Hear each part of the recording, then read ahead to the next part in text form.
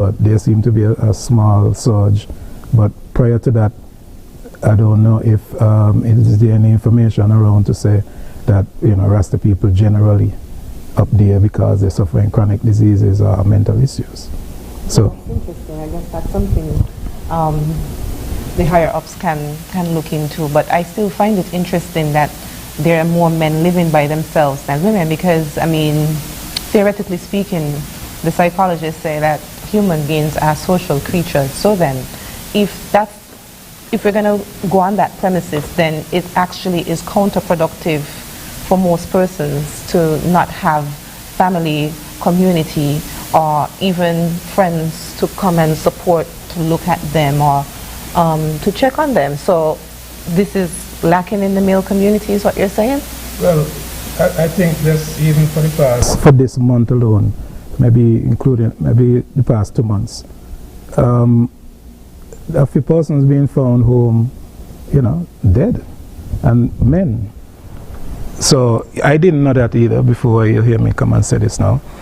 It's just something I learned not too long ago, that a lot of men just live by themselves. And then you just keep hearing they find man A in the house dead. A couple of weeks after that, man B in the house dead, and so on and so on. So I don't know the reason for it. I could only make a guess and say. Yes. I would love to guess.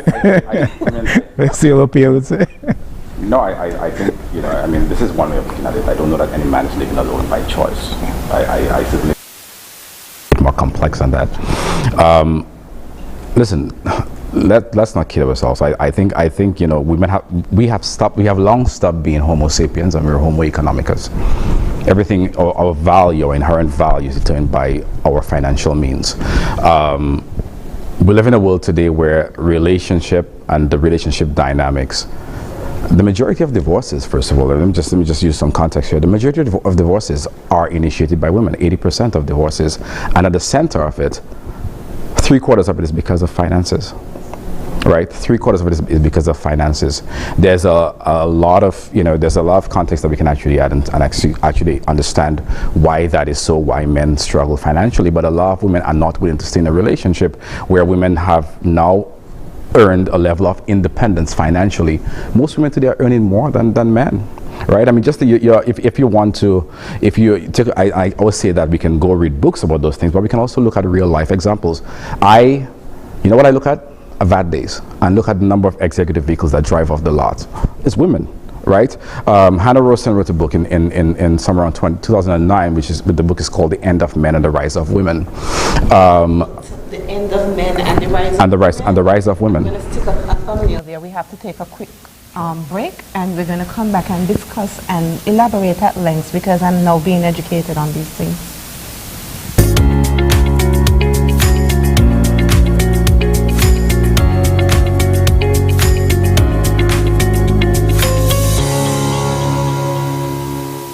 Smart Electronics, your one-stop shop for all your electronic needs.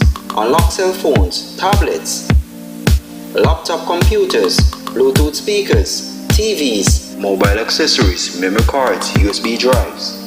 We carry all major brands. Now you don't have to go anywhere anymore. Everything's available under one roof. Smart Electronics at Port Sante, opposite the food court. Telephone 466-4271. Visit our website at dutyfreesmartelectronics.com. Smart Electronics, way to live a smart life.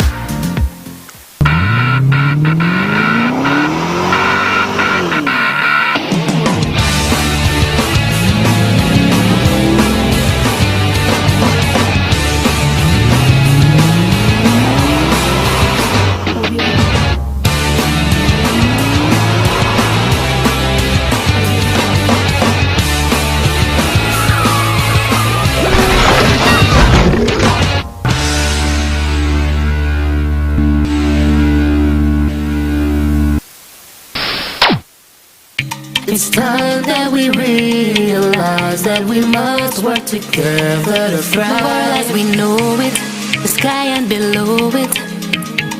Could I never have more wonder? Yeah, with life and all you see, and the climate's changing. But hope is remaining. And we can't ignore the future. It depends on you and me. One chance, all that we got.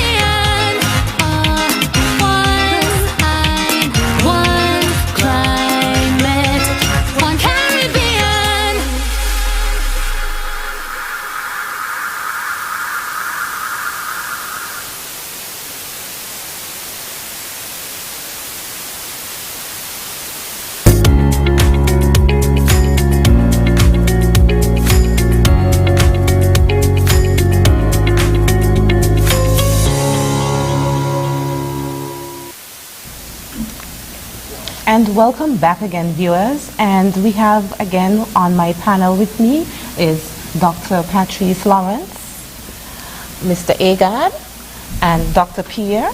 And our topic for this evening is chronic disease and mental health. We're basically focusing on men's health. And so our guest speaker and expertise on the local front for that, those topics would be Mr. Agard. But before we went to break, we were speaking and discussing with Dr. Pierre, and you mentioned a very interesting coin. You said the end of men and the rise of women. Yeah, that's not my title. That's the book of, that's Hannah Rosen's title of her book. But I, again, you know, and when I read that book for the first time, in fact, it was given to me by a mentor of mine, who's a man, and that was in 2009. So, and well, before that, the question, were we ever? So whether we're over is debatable. But just talk on the book a little bit, and some of the things that I think is adding to what you said about, because we can talk about those things at a very superficial level and say that they are men living alone, but the question is, why is that happening?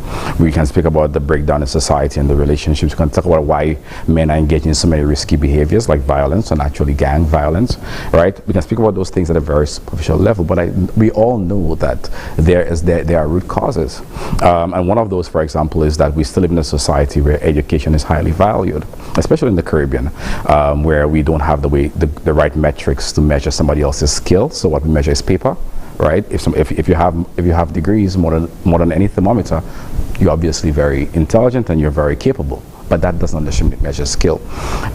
So handiwork, and the guy who fixes the AC and the guy who does things with his hand is still not paid, right, at a rate that commands any kind of respect, right? If you look at our education system, it's much easier to put up a blackboard and chalk than to actually individuals who are skilled, who wants to be a mechanic or a good carpenter or so on. You know, it's interesting you should say that, because this subtopic would be the statistical aspect of it. And as someone who studied education for a bit, statistically speaking, we mentioned that women outnumber men in the classroom.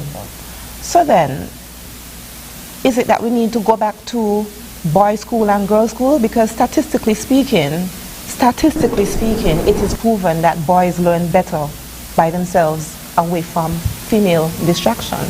That's been a whole discussed research topic. That's just one aspect of it. But then if we're not going to go back to that, then is it that we need to pay special attention to our little boys from young to teach them how to cope? Because it's a huge difference when you're teaching girls and boys.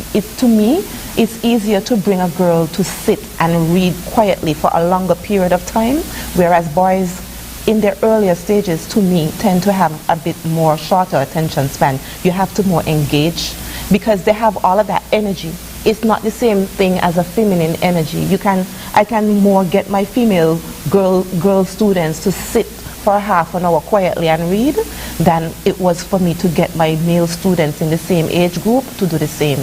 And so that is a valid point, Dr. Lescott. Boys and girls do have different learning styles, whereas boys tend to do better with active learning. They tend to learn visually. They tend to learn with their hands. They tend to learn from doing. And girls do benefit a lot more from the method where they sit and they can read the board. They're a lot more compliant. So that is something else that has to be looked at in our education system, because it's quite clear that boys are falling behind in every metric. So thank you for pointing on that the fact that this cookie cutter type of approach to education or to anything, where we don't look at that sort of the differences in the sexes, and the differences in terms of who we are. We're all black people, and yes, we are, but we are also our own individuals, and there's all the type of acculturation that we've had. The same thing translates into the healthcare sector, that we don't have a healthcare sector yet that caters to men, right? You know, I want to learn that after I went to med school. I asked them, so if a woman goes to a gynae, where does a man go? And so we don't have like a medical equivalent to a male gynecologist, apparently not. More than that. Listen, so look at the education thing, and I just want to just see if we can just connect the points very quickly. The education part that we spoke about, that if we're looking at the individual that's highly paid in our society today is the person who actually has a piece of paper, a degree, some type of certification. That's the person who actually does the office work and then moves up a ladder. There's no hierarchy on a construction site, right? You're either the foreman or you're doing everything else. So these individuals, there's no sort of upward mobility. But the guy who's on the construction site, the guy who's on the construction site, the guys out there, they're in gig work. In gig work in the sense that when they're not on that side, they're not being paid. To ask a man to show up to a doctor means that he's losing a day of pay to go pay somebody else's day. And most men cannot afford to do that, right? Most men cannot afford to even, and not only that, being unsure what you're going to get in that office when you go there, because you haven't had a checkup, you haven't had that prostate check. It doesn't mean that the man is sitting there and saying, I don't care if I get prostate cancer. That man is not sure when he can actually afford to get prostate cancer or to even know he has prostate cancer, and that's why they end up alone, because you have a situation where suddenly there's an illness and it requires this man to step back from the traditional role of protector provider, and somebody needs to step up, and we haven't really found any other role outside of that for males in our society. When you mention no chance for upward mobility depending on their level of education, that also contributes to schizophrenia. Now that we're on the topic of statistics, statistically speaking, in bigger cities, it's not necessarily across the board or universal, but in the inner cities, in the urban squalor, schizophrenia is more prevalent in males than females, and there is an economic aspect to that. It's like a cycle of poverty, and men react to strained socioeconomic conditions way differently to women, and even in the States there are more programs geared towards helping single mothers. They can access food stamps, whereas men are 10 times more likely to become more homeless than women. When you get teenage pregnancy, who does that address? The women. They never address the men who are making the women pregnant. So the cycle just continues. I mean, if the pipe busts, you go, so you turn it off, fix it, and then turn it back on. You can't just be there catching water, So, but going back to peer and the education talk, and the fact that we're talking about the chronic and mental health issues at times, could it be then said that because of how the education system is, and that we know the situation in St. Kitts is like 99% of the teachers are female, and because the female are not necessarily into dealing with skills and so on, could it be then that all of these type of things could lead men, because they're not going through the proper channels, into mental health issues? That's a good point. So we're going to stick a thumbnail in this one as well, and we'll take a quick short commercial break.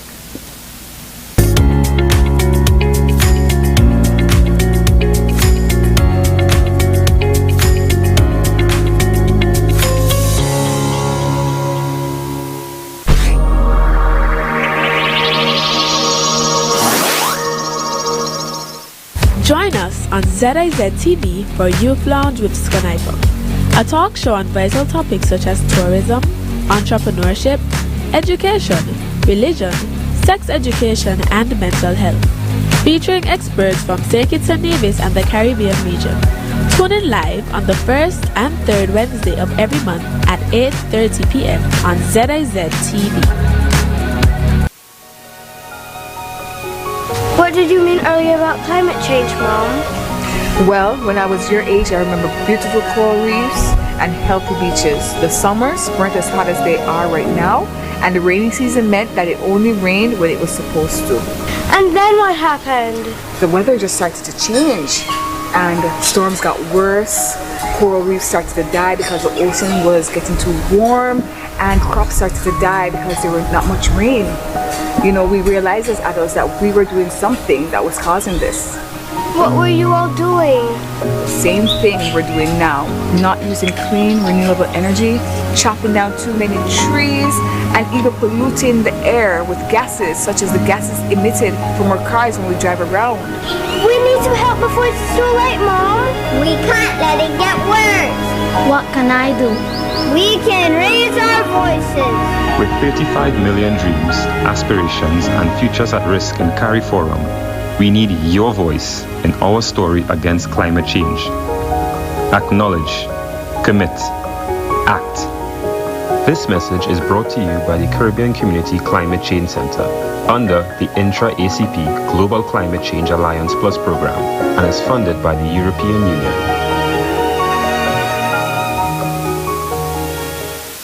National home loans, get your dream home. All could be yours. Walk through the door, come take what you need. Get you the keys. All could be yours. What you deserve. National home loans, get your dream home. Get your dream home. Right there, get your dream home. National home loans, get your dream home. National Home Loans. Home ownership made easy. When you're with National, you're home.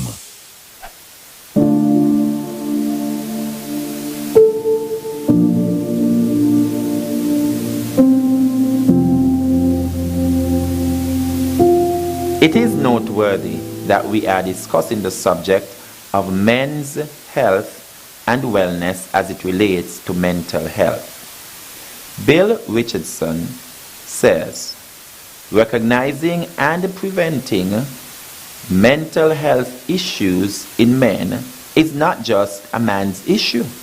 It is everybody's issue because it affects the wife, the children, it affects the entire family and by extension community. This year, as we celebrate International Men's Day, the theme is zero suicide in males. Let that percolate in your mind for a while. The reason why the focus is on zero male suicide is because the numbers have reflected that men are not very good at dealing with mental health issues. And we know that anger that is turned inward often leads to issues and ultimately to suicide. As a society, it is incumbent upon us that we provide outlets for our men so that they can express themselves in healthy ways. Indeed, we know that relationships that are healthy often lead to healthy individuals. We also know that people who feel better about themselves are more resilient as it relates to the challenges of life.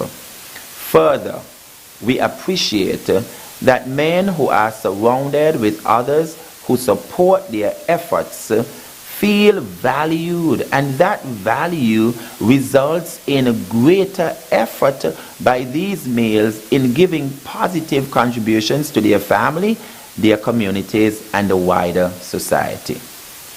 As a federation, there is much that we can do to assist our males.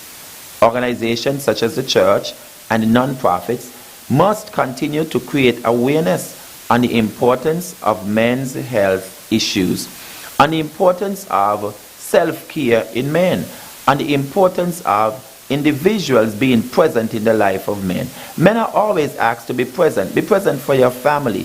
Be present for your community. Be present for your church. Be present for your job. But oftentimes, nobody thinks that they should be present for men because men are told you are strong. You should be able to carry it. And if you fall, just get up and carry it again. Well, that's the challenge because somebody has to be there for the men. And welcome back, and thank you again for tuning in. We were in the middle of a very, very interesting topic before we came back from break. Not to digress, but just to introduce to you one of the new formats of the show is that we're going to introduce now to you the Spotlight Personality, who is, I'm pleased to introduce to you Mr. Dr. Carlton Williams. He is a doctor at the JNF Hospital, young aspiring male doctor who is contributing to our community. So the Spotlight Personality belongs to Dr. Carlton Williams. So we'll have a quick word from Dr. Carlton Williams.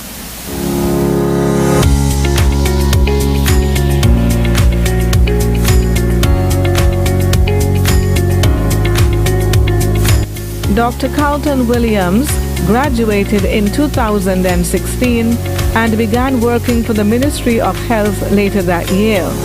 Since then, he has worked in the different aspects of the ministry, both institution and community-based.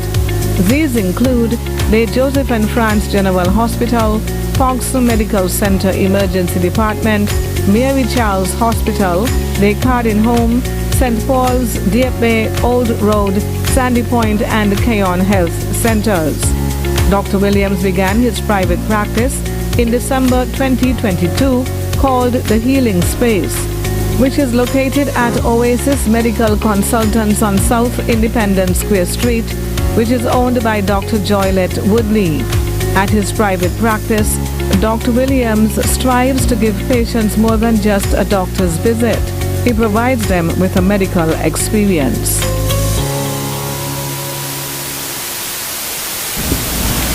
Thank you very much again for tuning in. We had our personality spotlight just a few minutes ago, Dr. Carlton Williams. Kudos to you. You've been doing a wonderful job, and we just wanted to recognize you here on the show. So we're going to get back quickly to our discussion. So who is going to lead this segment? Who's going to which yeah, no, that's allow, yeah. I was asking a question earlier that, based on some of the things that Dr. Pierce said, was kind of wondering if the education system, which is basically run by women, 99% at least, and because how we deal in society where, as Dr. Pierce was talking about, even the financial part of it, where, you know, skilled men are not really being paid the way they should be paid. And then, so is it then that once you emasculate the men to some degree with that type of socializing and schooling and so on, does this lead to mental health issues in men where they cannot function because they were not loaded with all of this stuff that they should have had growing up and within society? So I don't know if one of your doctors want to tell me what you think about that. No, I mean, there's no doubt that there's the trauma of this, but I think, you know, we speak of our reality as black people. I think it's something that is also unique in a sense. There's the epigenetics component of it, the trauma that we're coming in with into this life with, based on this our slave past, which we haven't dealt with. There's a lot of trauma that a lot of trigger what we see as the aggression, the things that we actually become so quickly intolerant of and of each other. There's a lot of trauma that we haven't dealt with from an epigenetic standpoint. But it's also that. There's also the fact that, again, as I was saying earlier, that the archetypal male is still defined by protector, provider. But we don't live in a country or in a society where there's a saber-toothed tiger. I have two lovely women here. They'll go home on their own tonight after at whatever time we end here, about 10 o'clock, right? And there's no, I don't believe there's a man outside waiting for them to take them home. And I imagine that they earn their keep, right? They perhaps earn more than a lot of young men their age. So if you're no longer protector, provider, because provision is not seen from the intangible standpoint, from the tangible standpoint. And even when you're providing all the other things as well, there are many women who are not okay or comfortable or willing to accept a man into a situation where they're actually providing and they're actually the purse in the house. Many women are not willing to put up with that. And I'll tell you why that is the case. Otherwise, the case, but I'll give you an example. Dating. It's almost impossible for a man to actually show up and begin dating a woman while he's in between jobs or without a job. Because a man shows up at that table dating as the problem solver. A woman shows up with her dreams. She wants to open a hair salon. She wants to go to school. She wants to get a degree. She has 2 children but still wants to build a house. And that man, for some reason or the other, gets in there bamboozled and he wants to do all of those things. He wants to, because for him, provision. The more of that he does or is able to do, the more masculine he feels that he becomes. We spoke of the promiscuity that we see in men going around and having several kids. And yes, there's that. But I think it's a very superficial way to look at it and say, well, men are just promiscuous. But if you're in a home, for example, and I'm not saying that this is right, I'm not justifying it, but certainly I'm trying to say, did we go to break? Oh. So I'm trying to say here that imagine a man in a home situation, and that's one view of it. In a home situation is if a woman, and suddenly he's not being able to, he's not providing at the level that that woman needs now. You know how fulfilled he is giving a young girl down the street $500, and she feels like and for that $500, for that moment that it satisfies whatever it satisfies, he's king. But it won't last for long. So there's another woman that he gives $500 again to, and he's king again for a day or however long it takes. And sometimes these are the things that men continue to search for, that validation. So it's validation that has the whole world upside down? Well, I'm not saying that's the end all and be all of the problems. I think what we're speaking about here, and we've been going all over the place, it speaks to the complexity of the issue. It's such a complex issue that I don't know we can sit here and say that we can speak about, but there is an issue. There's an issue, but the issue now is one that we should all pay attention to, unless of course we want to live in a male-less society, because the reality is that when we look at the disparity, when we look at what's happening, the ratio between male and most women say men who, I hear saying kids don't have men.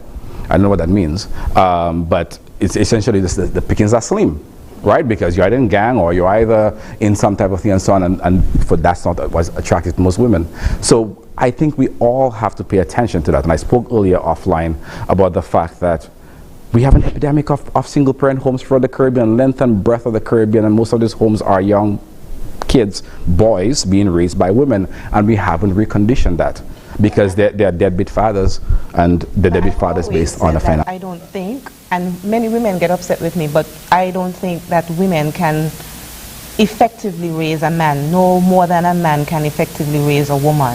There needs to be balance, and so sometimes what I would try to encourage single mothers to do is to try and provide a bit more structure to their boy children. For instance, back in the day there was Boy Scouts, there was a number of male-oriented, male-structured organizations that you could have gotten involved in, which I'm coming to right now. So since men or the male species is right now being so marginalized, right now in St. Kitts, what are the resources to help to tackle these things? Like in terms of the chronic illness, if we have a gentleman with end-stage renal disease, he's going to need support, he's going to need help. It's going to be difficult for him to reside alone. So that is why I'm surprised that you're saying that we have so much men living by themselves, because then if they're chronically ill, and I've witnessed this for myself in clinics, a man will wait until he's almost about to die to come and seek help. So then I could only imagine when he's living by himself that problem probably is exasperated even more. So who or what is the safety net in St. Kitts? Because I'm not a man, so I wouldn't know. So in your experience here, Mr. Agard, where do men go to? Apart from the men's association, is there, like we have the women's, we have breast cancer and what's not? Surprisingly enough, I mean, even though sometimes we tend to demonize the concept of gangs and so on, sometimes that's your support system. The gangs? Yeah. Sometimes is your brethren them is your support system. Some, men have their support system in different ways, different than women just going to a medical professional. Men go to their brethren, have their little conversation, and so on. Not to say that's the best thing to do, but sometimes that's just how it is. But look, for instance, when it comes to like how government set up and approach some of these things to help people, we keep hearing about prostate screening. And when you look at the leading cause of death is cardiovascular issues, heart, stroke, and these type of things, leading cause. But there is no screening for that. There is no come, let's go see if we could get men do this and do that. There's no come and check your heart, but there's always some kind of prostate screening. Into that, and we're going to also break for a few short seconds, and when we come back we're going to continue this very interesting discussion. I have a few questions for Mr. Hagar.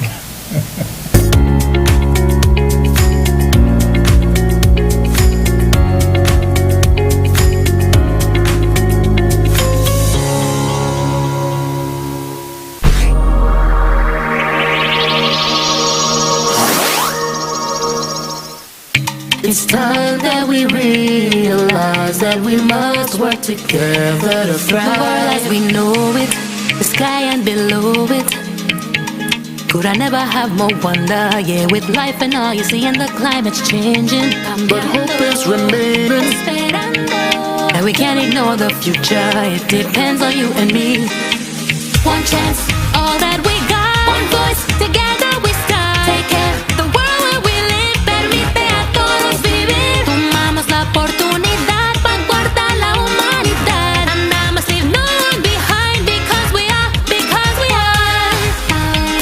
one climate, one Caribbean.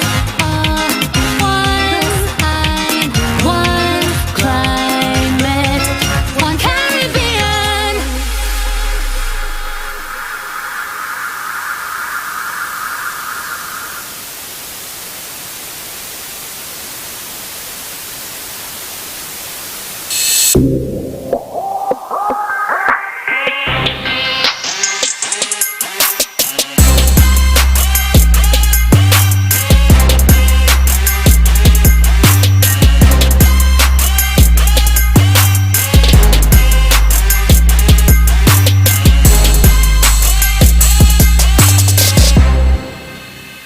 Join us on ZIZ TV for Youth Lounge with Skanaipa, a talk show on vital topics such as tourism, entrepreneurship, education, religion, sex education, and mental health, featuring experts from St. Kitts and Nevis and the Caribbean region.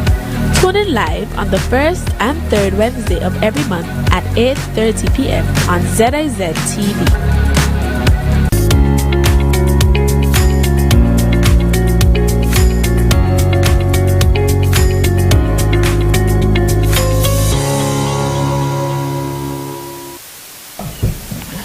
And welcome back. Thank you very much for standing by while we took our quick short break.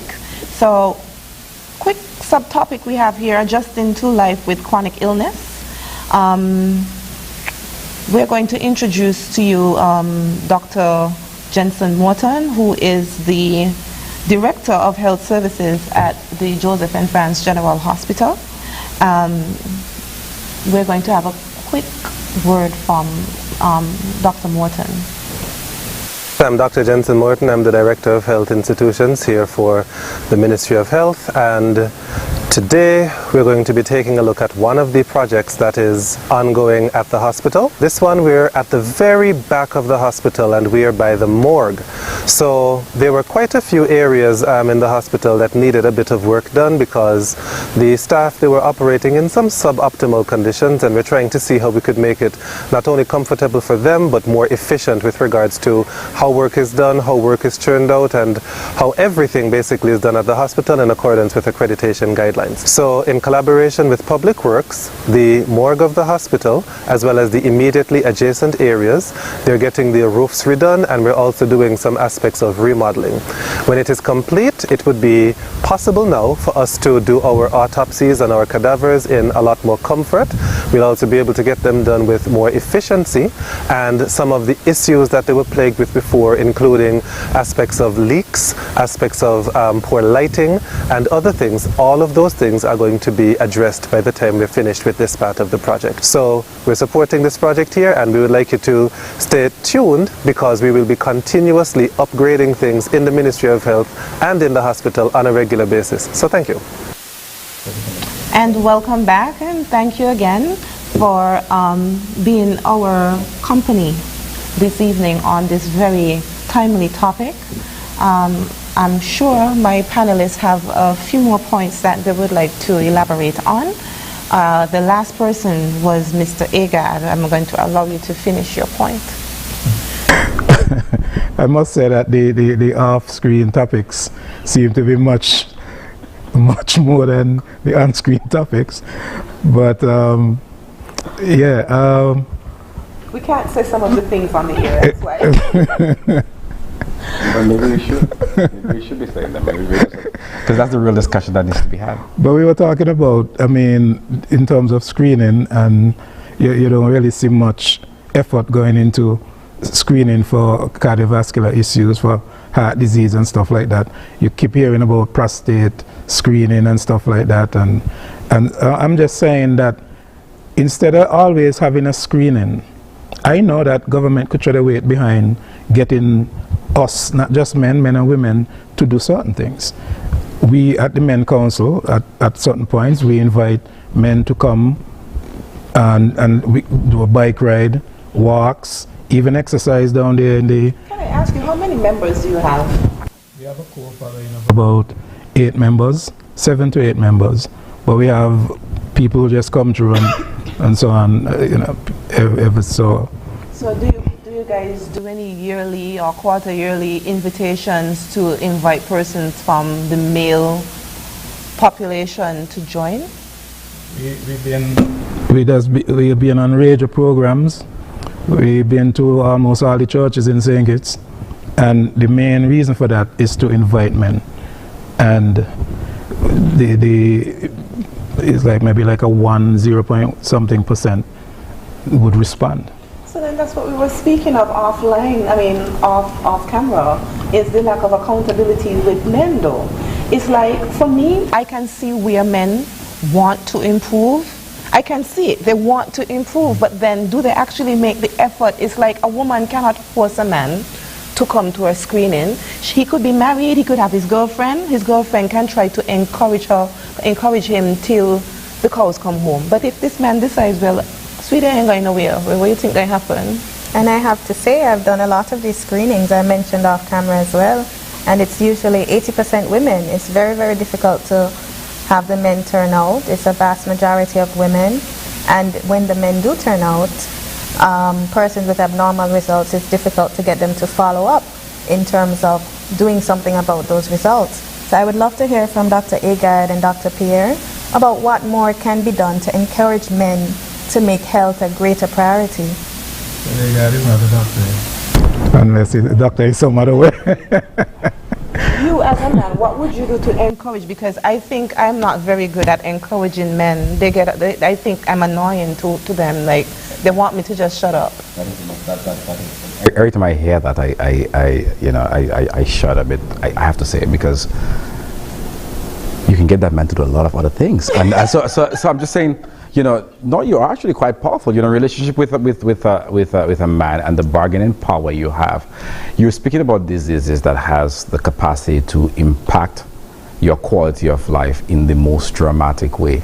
The quality of your sex, the quality of your living, the quality of your finances, and you're saying that you are willing to not do something or not find a way to use some bargaining chips, whatever those chips may be. Why do I have to? No, I'm not saying you. I'm thinking about the fact that you cannot grow an oak tree in a thimble, and what I mean by that is those things don't happen in a vacuum. Society has to be set up where there are ways in which that message is being reinforced. Agard spoke about the brethren thing.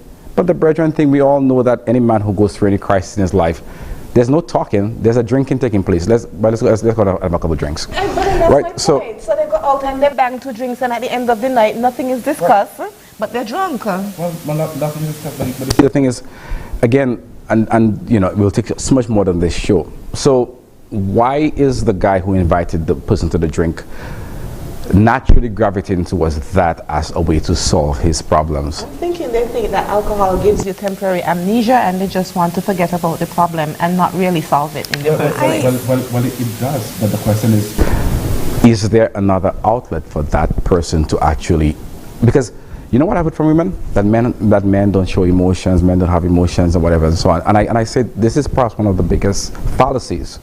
Men do show, in fact, men are actually quite emotional. Men are not as expressive as you are in showing emotions. Men don't show emotions the way you do. But a man who is silent when you know he should be saying something, that's emotion. That's emoted, right? But we feel that the way you show emotions, you must be expressive and you must be, but men show emotions in many, many ways. The man who comes home and is angry and he's throwing things apart, he's throwing a tantrum and so on, that is emotion.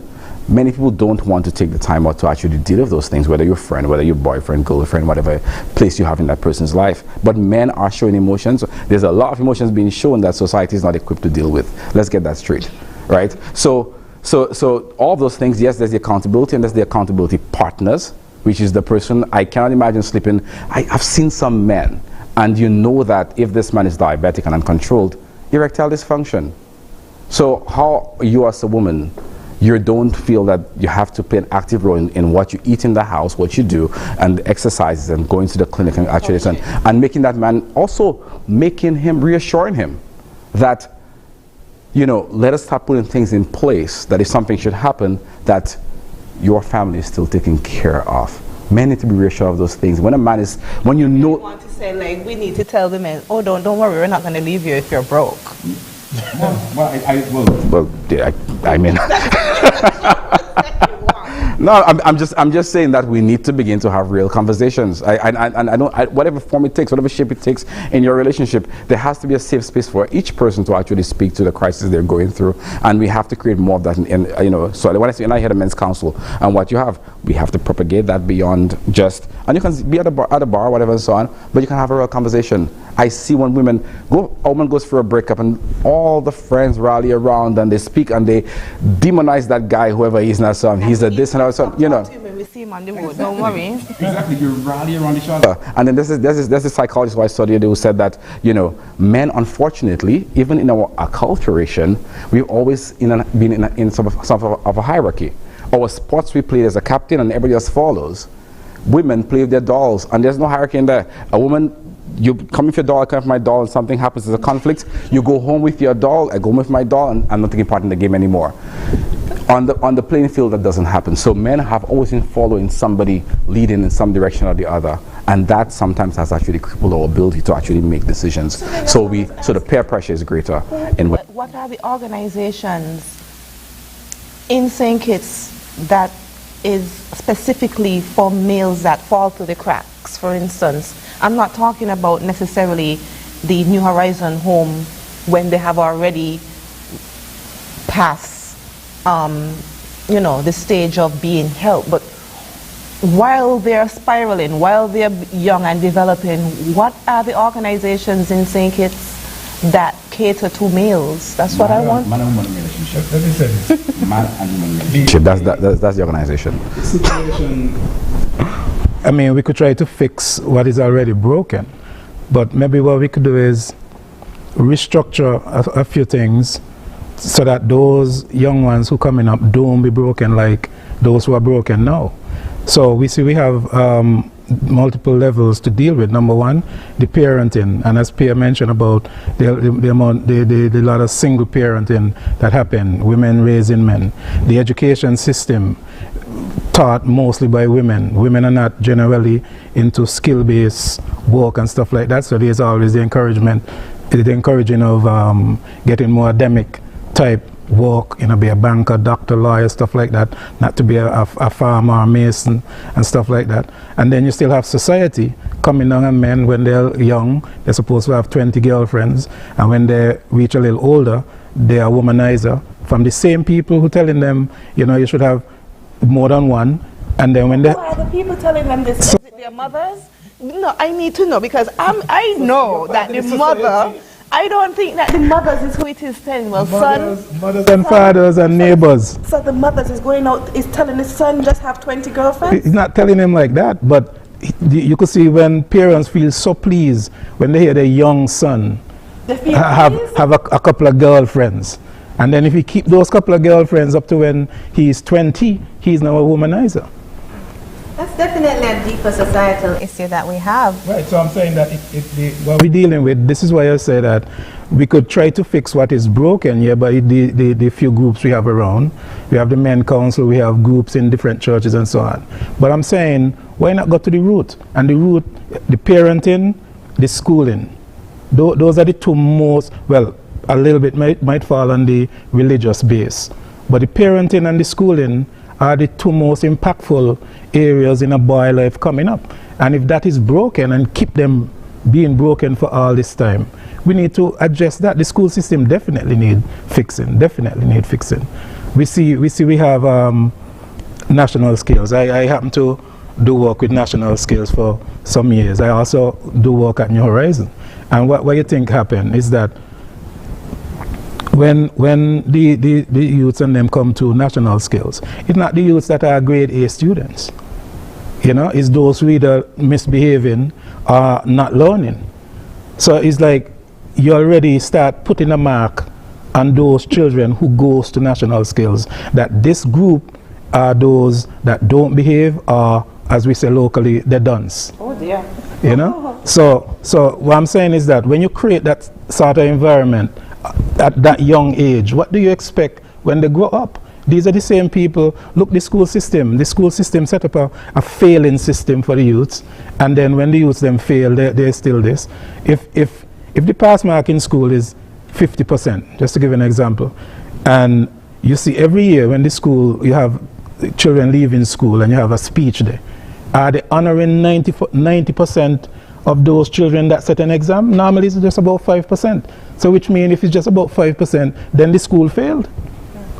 Because if the school was honoring 90% of those children leaving school, then you could say the school succeeded at its work. But if it's only 5% you're honoring because only 5% did good, how is that not failure? So the school is encouraging failure, and we glorify it, and then we expect that the 90% who did not do well, you think they just fall off and die? No, they have to live in society. They're the one who have to still go out there and do this and do that and so on, probably them even running the economy. So you think as a coping mechanism, the youths right now, they don't have anywhere to turn to. So the topic was chronic illness and mental health. So then how are they coping besides not having a firm foundation or any support at home? So that's where, so even in a medical emergency, they would seek gang support, like brethren support, even for chronic kidney issues or cancer. They're gonna, that's just. Well, we can't look at it as just gang support or so on. That's what I was asking. It's social support from wherever they can receive it. And in some terms, it's their male friends. In some persons, it's their male friends that form that social support system. Dr. Pierre mentioned a lot of the times that their partner is the one that will have that support system. But whatever it is, it's very clear that men are lagging in forming social support systems around themselves that do encourage them to move in the direction to better mental health and better physical health.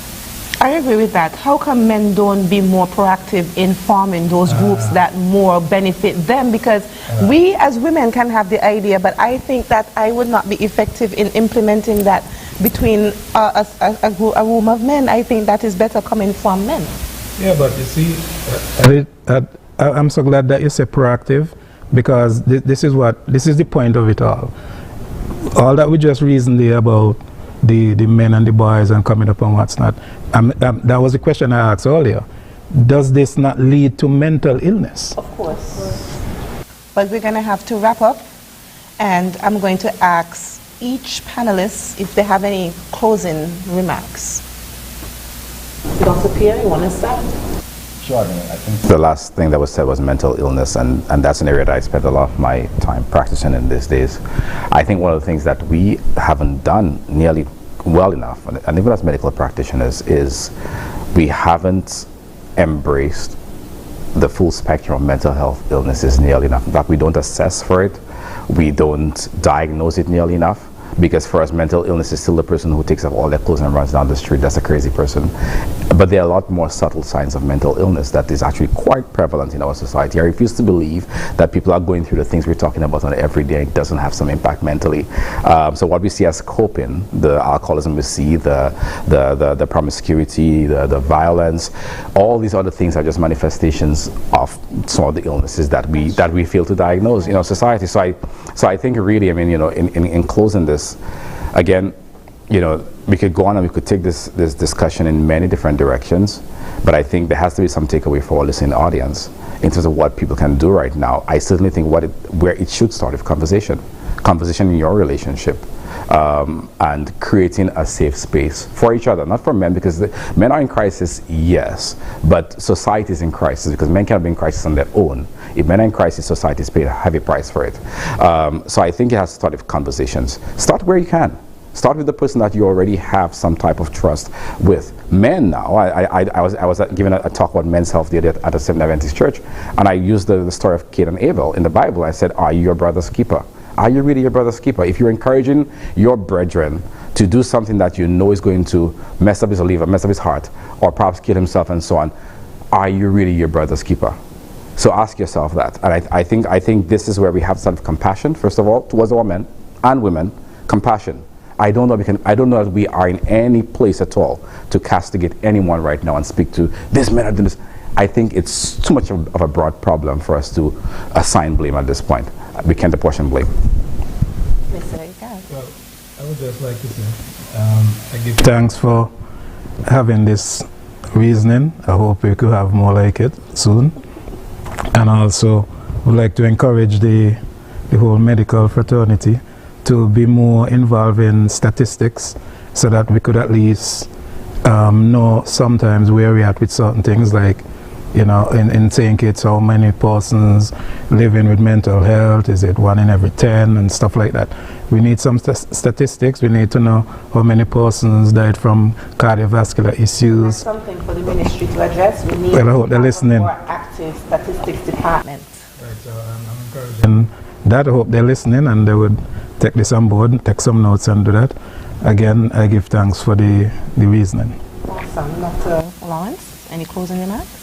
Sure. I would like to highlight the fact that it's come out in the discussion that we can see that both our younger men and our older men are suffering, both mentally and physically. So I would like to encourage all of us listening to reach out to the men in our lives, give them an opportunity to open up to you, and also encourage them to seek help for whatever issues that they may have, whether those are health issues or social issues, before they reach the point of no return.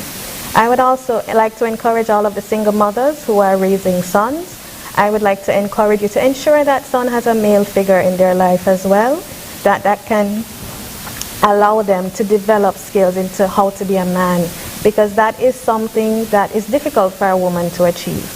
And I'm not saying it's not impossible, but if it's an option that's available to you, I would encourage all of the single mothers to ensure that there's a male role figure for their sons. Thank you, Dr. Lawrence. That was quite insightful, and I think that was a very helpful point to put out there. So thank you guys for listening. That is our show, and I would like to thank my panelists. I would like to thank the ZIZ production crew, and I would also like to thank you, our viewers, for tuning in and for listening straight through from beginning to end. Thank you very much again.